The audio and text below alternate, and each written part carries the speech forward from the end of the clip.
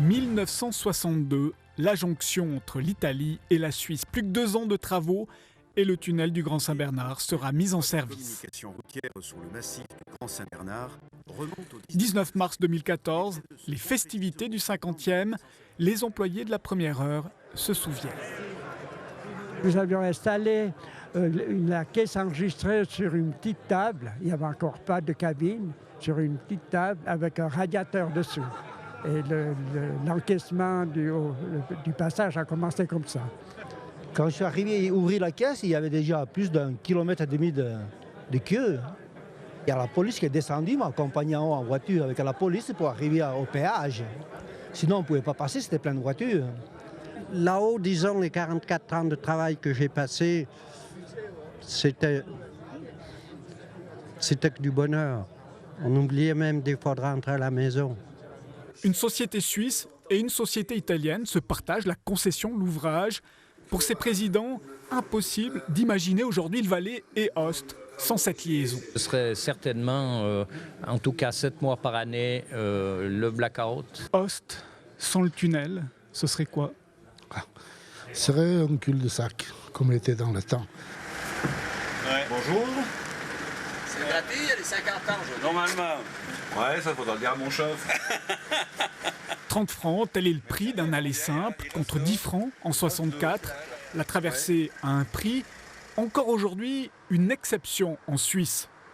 Question fréquentation, le Grand Saint-Bernard enregistre une moyenne quotidienne de 2000 véhicules. Merci, bonne journée. Au revoir. Le tourisme, c'est avant tout la vocation du tunnel du Grand Saint-Bernard. En 50 ans, l'ouvrage a enregistré quelques 27 millions de passages, 10% de poids lourds contre 90% de véhicules légers. Les meilleures années du Grand Saint-Bernard coïncident avec la fermeture du tunnel du Mont-Blanc. Le Mont-Blanc, justement, le drame a marqué un tournant en termes de sécurité. Au Grand Saint-Bernard, priorité à une galerie de secours, sauf que le projet prend du retard en raison d'un litige pour malfaçon. Les issues judiciaires sont toujours très difficiles à imaginer. Elles sont très longues en Suisse. Elles le sont peut-être encore un peu plus en Italie et l'incertitude règne à ce sujet. Pas encore de date d'inauguration, mais une certitude, la galerie de secours coûtera 80 millions de francs. Luc Darbelay, en 64, vous aviez 9 ans. Quel souvenir vous gardez de cette inauguration? Ça ne me rajeunit pas. Mais je ne garde aucun souvenir de cette inauguration.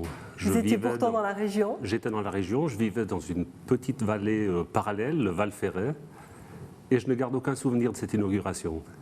80 millions de budget pour la galerie de secours. Combien ça coûtait l'ouvrage à l'époque? Alors l'ouvrage principal, beaucoup plus grand que la galerie de secours en termes de diamètre, a coûté beaucoup moins cher, pratiquement le tiers.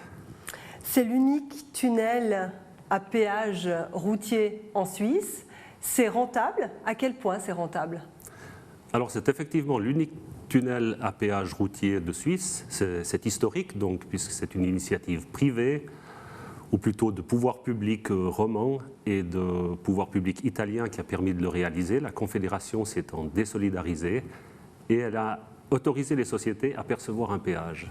Et ce péage, c'est rentable? Alors ce péage, le terme de rentable, oui, puisque les sociétés peuvent dégager tous les fonds nécessaires pour réaliser les nombreux investissements en termes de sécurité notamment. Et il sera toujours payant, ce tunnel. Vous n'avez pas voulu faire la gratuité là pour les 50 ans? Alors le tunnel sera toujours payant. Nous n'avons pas fait la gratuité pour les 50 ans, nous l'avions fait pour les 40 ans, mais nous avons d'autres promotions pour nos usagers. En attendant la mise en service de cette galerie, est-ce que la sécurité est assurée complètement aujourd'hui? Alors je peux assurer, la sécurité, elle, est assurée, puisque la galerie était un plus par rapport à ce qu'exigent les normes en matière de sécurité dans les tunnels. Vous avez connu des accidents graves en 50 ans? Alors bien heureusement, on n'a pas connu d'accident aussi grave que celui qui a créé 39 morts au tunnel du Mont-Blanc et quelques années plus tard au tunnel du Gothard. Il y a eu un seul mort durant les 50 années d'exploitation du tunnel. 640 000 passages au tunnel du Grand Saint-Bernard. C'est quoi les perspectives de croissance? Jean-Jacques Rébellet parlait de plus 20%. Est-ce que vous confirmez ce chiffre? Alors c'est une perspective qui est raisonnable, plus 20%, puisque l'axe routier du Grand Saint-Bernard devrait passer dans le réseau des routes nationales. Si ce passage est retardé, c'est uniquement pour des questions de financement, notamment suite à la votation négative sur la vignette autoroutière. Donc ça veut dire que ce sera pour quand, désormais? Alors, ce n'est pas moi qui vais pouvoir le décider, donc c'est les autorités politiques. Mais dès que ce passage sera dans le réseau des routes nationales, il sera beaucoup plus visible sur les sites Internet, sur les sites de circulation routière, sur les panneaux routiers avancés pour permettre de délester le trafic. Peut-être un dernier mot sur le Gothard. Est-ce que vous le considérez comme un concurrent? Alors, le Gothard n'est pas un concurrent puisque le Gothard est gratuit. Mais il y a des projets de doublement du tunnel du Gothard. Ça, c'est un problème? C'est pas un problème. Le doublement du tunnel du Gothard va permettre de rénover le tube actuel, mais après son doublement, la circulation devrait à nouveau se faire dans un tube et dans l'autre. Luc Darbellet, merci pour cette interview. Merci beaucoup.